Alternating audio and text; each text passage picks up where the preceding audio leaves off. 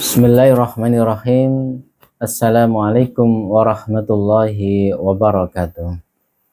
Alhamdulillah wassalatu wassalamu ala Rasulillah wa ala alihi wa sahbihi wa mawalah wa ba'd. Teman-teman, Bapak Ibu sekalian, lanjutan dari kuliah yang kita adakan kemarin, maka pada hari ini kita akan mengupas satu pelajaran lain yang kita bisa ambil, yang kita bisa teladani dari para ulama salaf. Yang kedua, sebagaimana disebutkan dalam kitab Tanbihul Mukhtarin Awakhiral Qarnil Ashir ala ma khalafu fihim salafahum at-tahir. Jadi disebutkan wa min akhlaqihim akhlaqus salaf. Jadi sebagian dari akhlaknya para ulama salaf adalah kasratul husni wal hammi kullama tadzakkarul mauta wa sakaratihim. Jadi mereka itu selalu diliputi kesedihan, jadi takut gitu ya.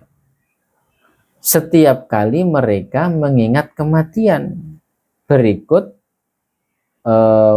pedih, berikut siksaan dalam sakaratul maut.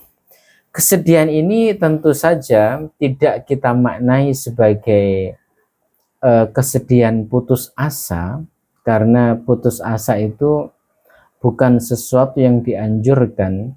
Wala tayasu mir rauhillah, jangan kalian berputus asa dari rahmat Allah.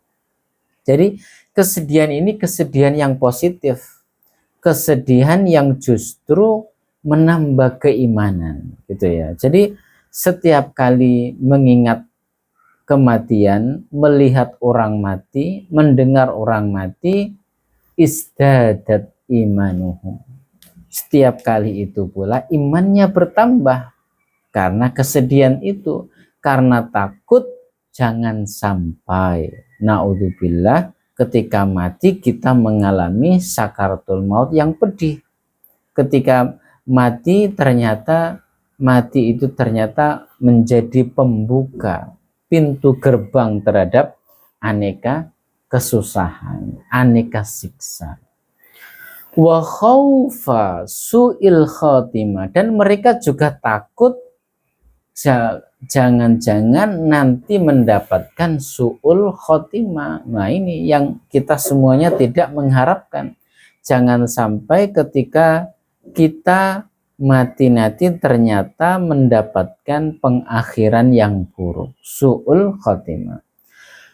Hatta tuzalzila uquluhum min syiddatil alam, sehingga sampai karena mengetahui siksaan ketika mati atau potensi siksaan sesudah mati itu sangat pedih, sampai tuzalzila uquluhum, jadi ya sampai sedih sekali, bergoncang akalnya gitu ya. Jadi ya kita maknai sebagai sangat sedih maksudnya itu.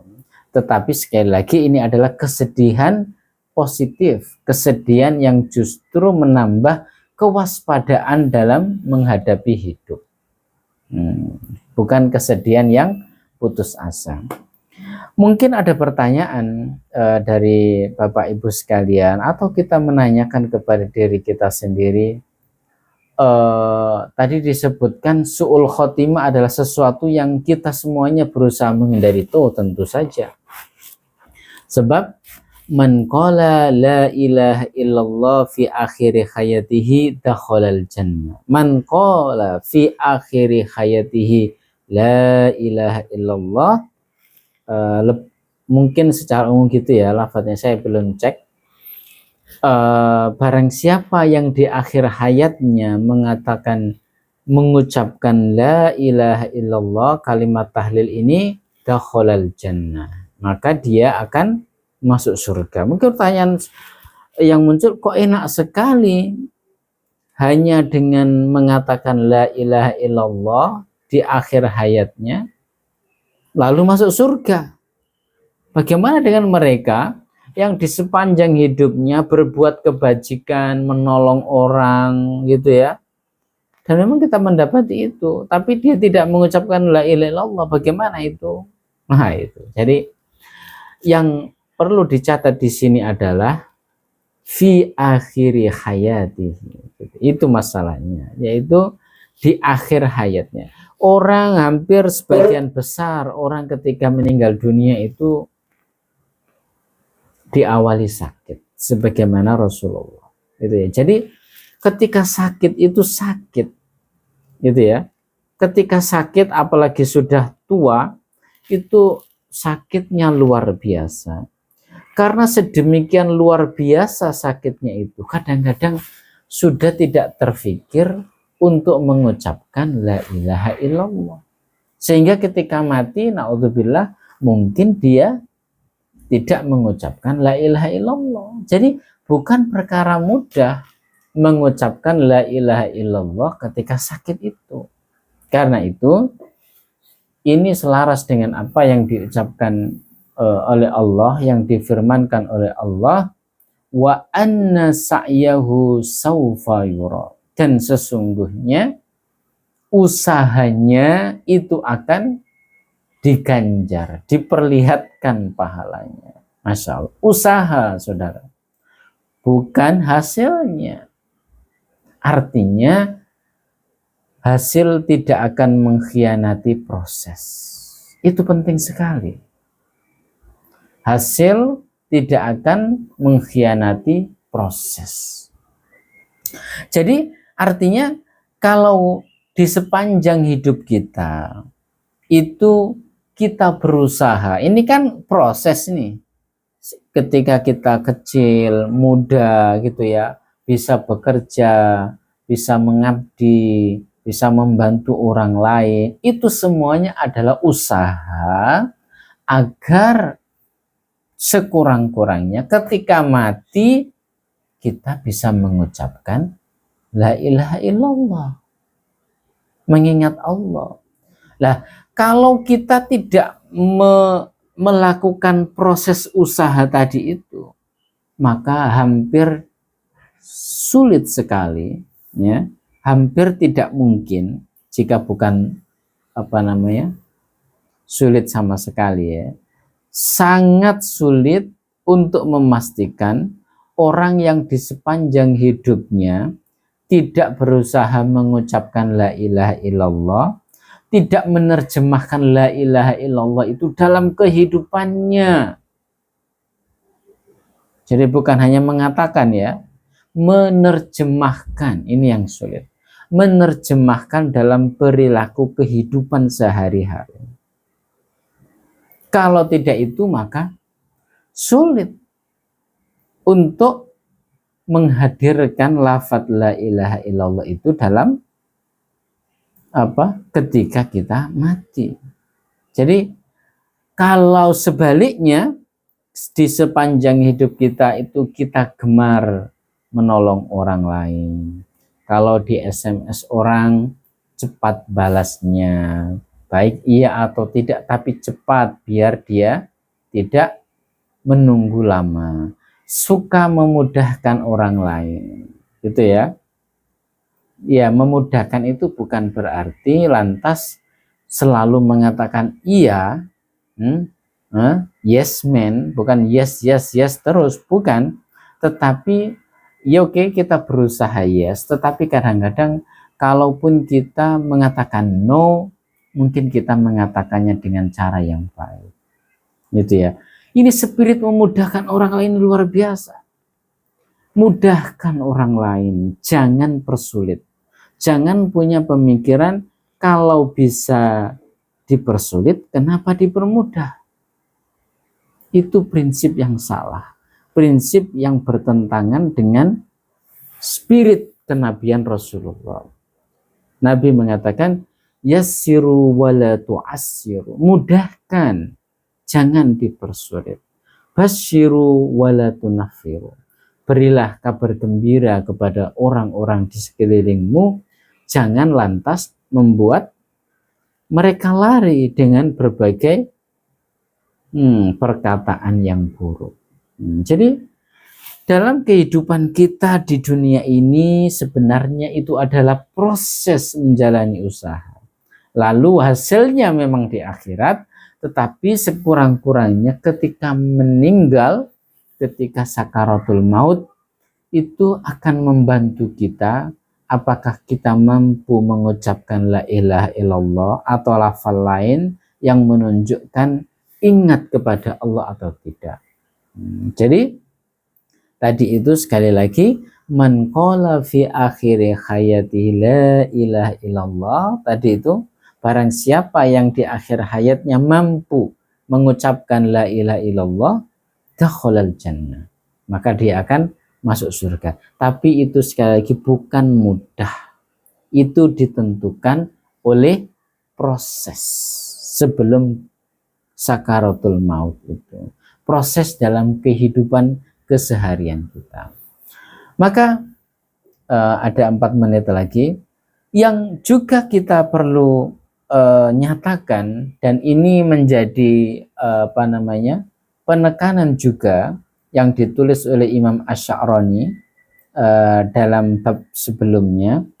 Beliau mengatakan ini saya mencoba menghubungkannya. Jadi pelajaran yang bisa diambil dari orang-orang salaf adalah inkhila'u qulubihim an ajsamihim fi kulli mardatin yamradunahu. Jadi kemampuan dia untuk ini luar biasa sekali kata-katanya Imam Asy'arani, yaitu melepasnya jiwa kita, melepasnya pikiran kita dari jasad kita, gitu ya. Yang membuat orang menjadi serakah, yang membuat orang menjadi lepas kendali, kadang-kadang ia tidak mampu melihat diri sendiri. Ia tidak mampu mengoreksi diri dia sendiri. Ia tidak mampu menjaga jarak terhadap dirinya sendiri.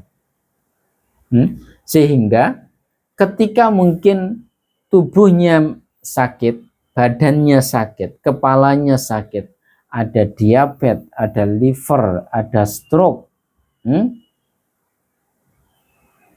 fisiknya sakit, ia tidak mampu, jiwanya tidak mampu menanggung sakit itu. Akhirnya jiwanya sakit pula. Yang ada adalah akhirnya berputus asa. Maka orang-orang salaf, para ulama salaf kita itu mengajarkan inkhila'u qulubihim an ajsamihim fi kulli mardatin yamraduna. Jadi ia mampu hatinya tetap tenang meskipun pada satu masa tubuhnya sakit. Itulah yang menyebabkan mengapa ketika orang sakit kadang-kadang hatinya masih bisa mengatakan alhamdulillah. Dan itu yang ada mungkin dicontohkan Nabi Ayub yang terkenal kesabarannya, meskipun beliau sakit parah tetapi jiwanya tetap qalbun salim. Itu sulit Bapak Ibu sekalian. Tidak mudah. Mudah dikatakan, mudah diajarkan, bahkan mudah diceramahkan, tetapi ya bahkan yang menceramahkan sendiri belum tentu gitu ya, belum tentu mampu untuk melakukannya. Tentu kita berusaha untuk melakukannya ya. Saya hanya ingin mengatakan ini sangat sulit, yaitu menjaga jarak dengan diri kita sendiri, mampu melihat diri kita sendiri. Tengoklah ke dalam. Kalau mungkin katanya Ebit ya, lagunya Ebit, tengoklah ke dalam sebelum bicara. Jadi ini Nah, dalam konteks kematian tadi itu, ketika mati kita takut akan mendapatkan su'ul khotimah, pengakhiran yang buruk, maka ketika di sepanjang hidup kita, ketika kecil, ketika muda, ketika masih kuat, kita mampu